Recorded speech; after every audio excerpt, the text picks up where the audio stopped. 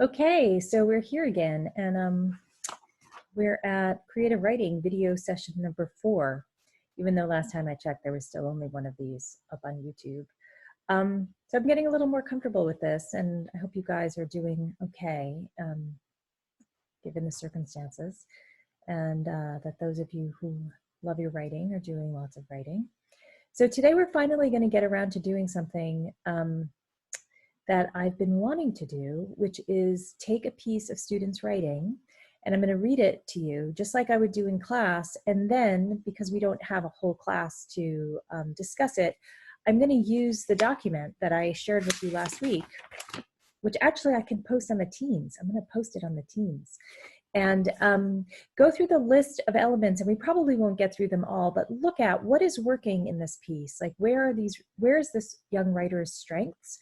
And what is there for them to work on as they continue to develop this piece of writing and go on to revision. So I have it on my laptop, so I'm going to be reading from my laptop. Just hold on.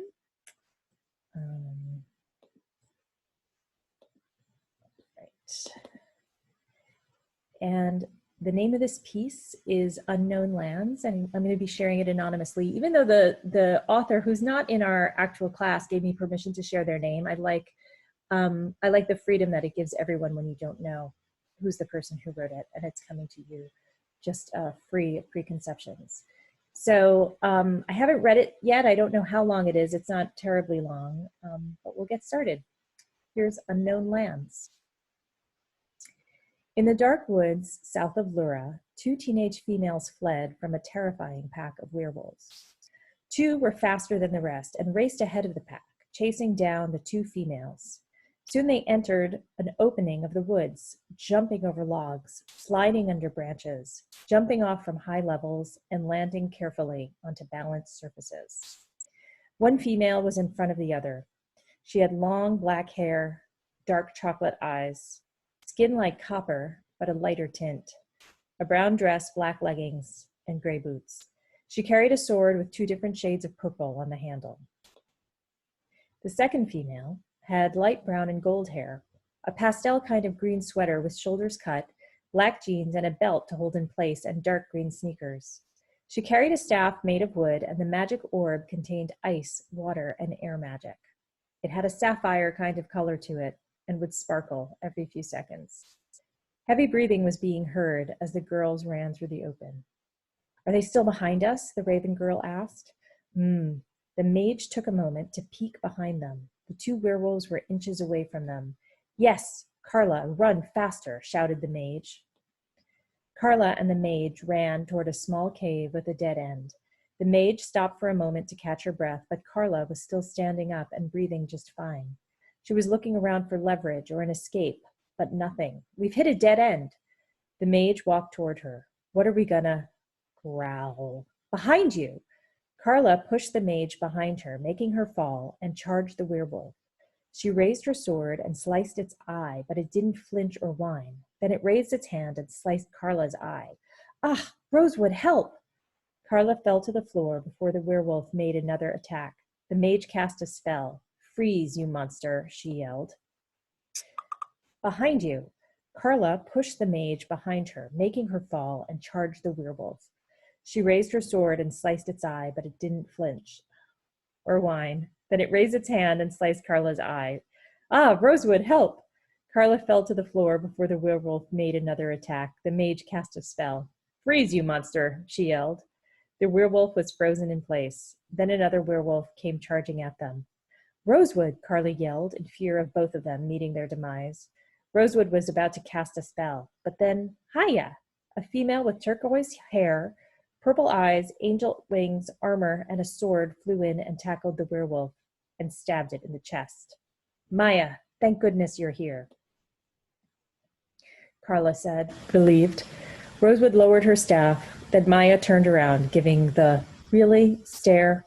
Then Carla finally realizes, "I'm in a lot of trouble, aren't I?" At Lura. In the throne room, the queen sat in her throne, made of silver on the edges and armrests, and the cushion was mint-colored. She wore a gown with a white top, mint-colored skirt, a light mint trail attached to her skirt, and blue high heels. She looked at the door as it opens, with Carla and Rosewood entering, with Maya behind them. As they walked towards the queen, beside her were 2 guards, one with red hair, red armor, and a red sword. The other guard was also an angel who was Maya's brother, older by 2 months. He had a darker shade of turquoise in his hair, light blue eyes, armor with 2 different shades of green on them, with gray on the short sleeves, and a light blue sword. Carla and Rosewood in front of the queen as Maya stood behind them. The queen narrows her eyes. I am very disappointed in you, Carla. As the next queen to the throne, you should know better than to go against my order of going out into the unknown. I specifically told you it was dangerous. You even could have gotten Rosewood killed. You've already got a scratch on your eye. Carla stared at her mother, then Rosewood steps in. Your Majesty, it's my fault. I was the one to agree to go with her outside of the kingdom. I'm the one to blame, not her. The queen looks at Rosewood and smirks. Rosewood, I admire your generosity, and you're right. You agreed to go with her instead of holding her back. You are a great friend of hers, but Carla is older than you and knows she has more responsibility than... Carla stomps on the floor. But I don't want to sit in a throne all day and not get to explore the unknown world. I barely know anything outside of the kingdom, beside the forest south from here. Hey, the red guard yelled at Carla. Don't talk to the queen like that. Carla stomped again. Donnie, I am her daughter. Maya and her brother looked over at Donnie. Looks away. That's enough, shouted the queen. Carla, come with me. Maya, would you escort Rosewood back to her home, please? Maya bows. Yes, your Majesty. Come, Rosewood. Maya walks ahead. Rosewood looks at Carla, and Carla looks at Rosewood. Good luck, Rosewood says. She follows Maya to the exit. Queen Amelia, would you like me to inform the chef to get dinner ready? Maya's brother asked. Yes, Sebastian, I'd appreciate that. Sebastian nods and flies off. Donnie watches Sebastian fly away. Donnie, you go patrol the kingdom, Queen Amelia orders. Yes, your Majesty. Donnie walks to the exit of the throne room. Carla watches Donnie walk off. Donnie gives Carla a nasty look, and so does Carla.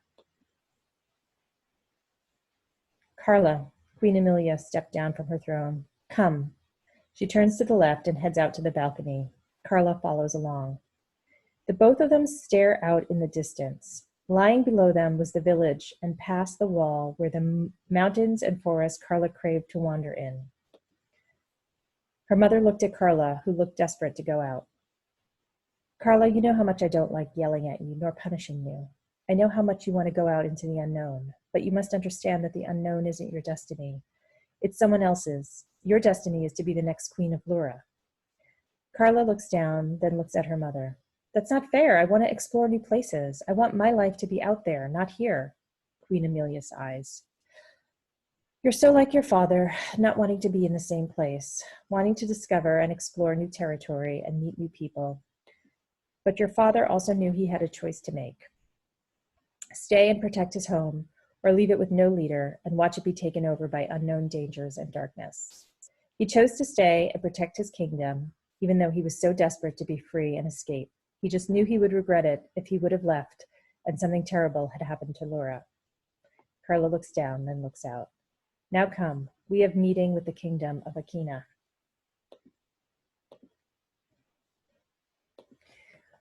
Okay, so there we have our story of the day.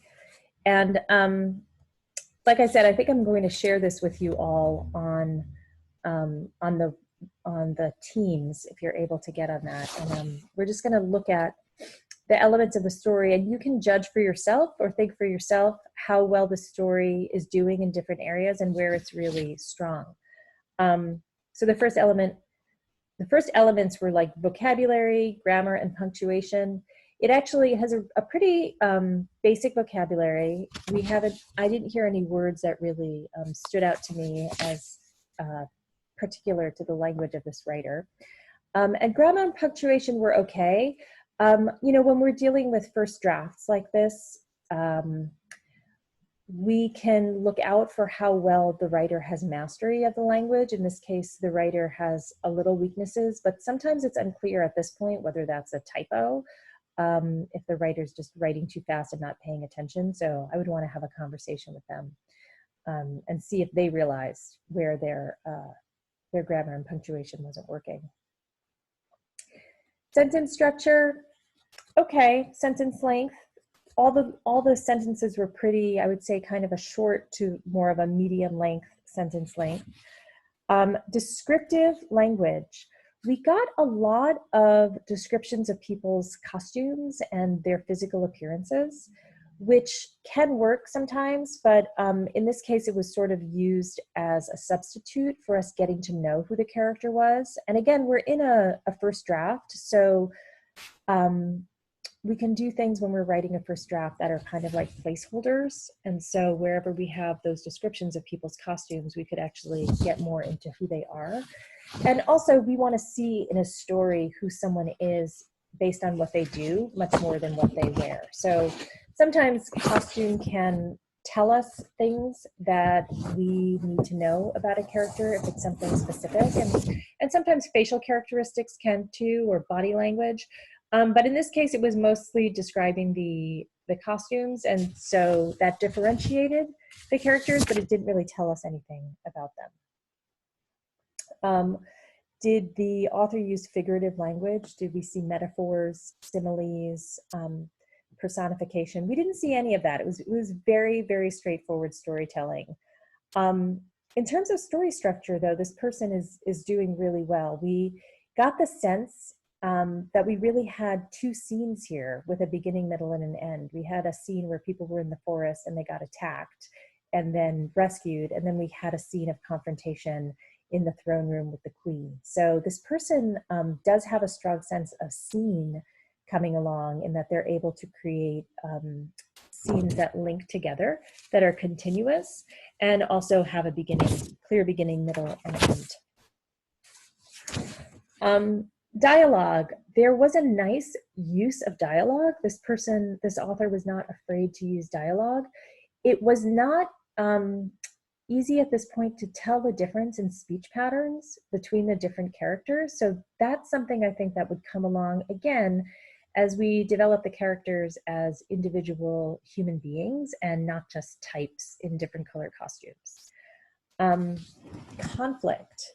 Yes, we have conflict happening here. We have conflict between the younger characters, the siblings, clearly. I'm not clear who Rosewood and Maya are in their relationship. They may be friends, but there feels like there's potential conflict there. And of course, there's conflict between the queen and her daughter. What I really liked about this is that there's already something at stake, which is the rulership of this queendom. Because even though there's a brother, apparently it's the girl who's going to be ruling in the future, and she wants her freedom. She wants adventure, and it's a classic conflict for a fairy tale, romance, fantasy like this. But it also is very relatable when people think about the conflicts that we have with our parents and what our parents want for us and what we want to do. That comes from our own inner drive. Place or setting. We have that this is like a fairy tale kind of kingdom with a forest. Right now it's very generic. If the writer wants to keep it generic, that's a choice that they can make. Right now, again, we're in an early draft stage, so we don't know what would set this particular kingdom apart from others. Character. Do we see three-dimensional human beings or flying beings, fairies perhaps? Not yet. Again, people are acting as sort of placeholders right now to move the action along, which is fine at this early stage of a draft, but you wouldn't want to keep it that way. You would definitely want to keep developing all of the characters more individually. What I would say, though, about the queen is that even though she's in the position to be the antagonist and could, in fact, be the ultimate villain of the story, she's really sympathetic, and I felt like the story most came alive in her relationship with her daughter. So I feel like that is where the writer is probably drawing most truthfully from their own life, and that they can see their mother's point of view, but they're still in conflict with their mother. Pacing.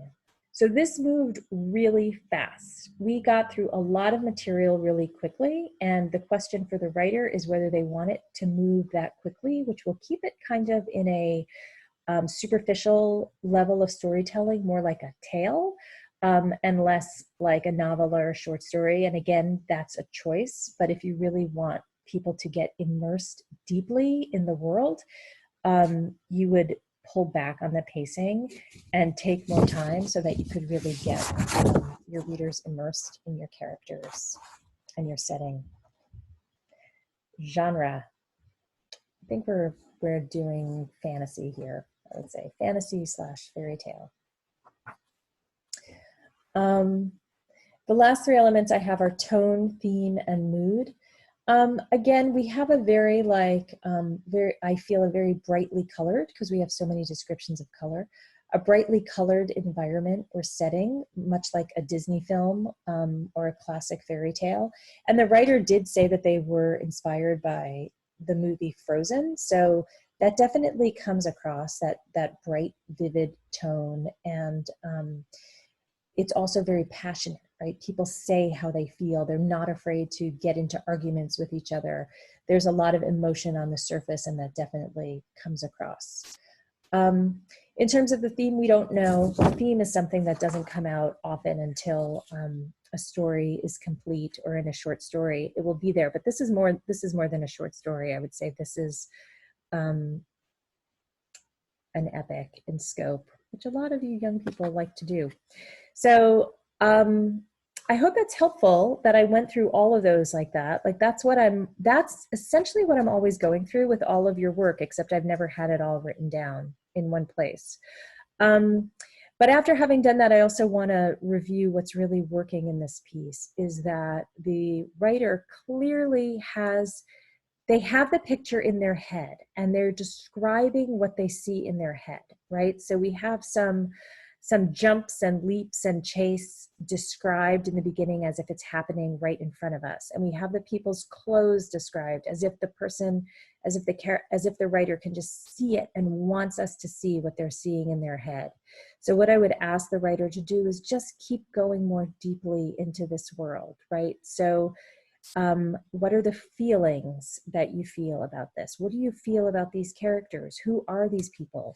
I would say that the characters are there, and that if the writer gives themselves the time to really dive into what they know intuitively about these characters, just like they know the queen really intuitively well, and keep bringing that up and ask, what would this person do? Not just a made-up character to move the action forward, but really to look at this person as a human being who would make authentic choices that would move the story forward organically, instead of like little chess pieces on a chessboard being moved around by a writer.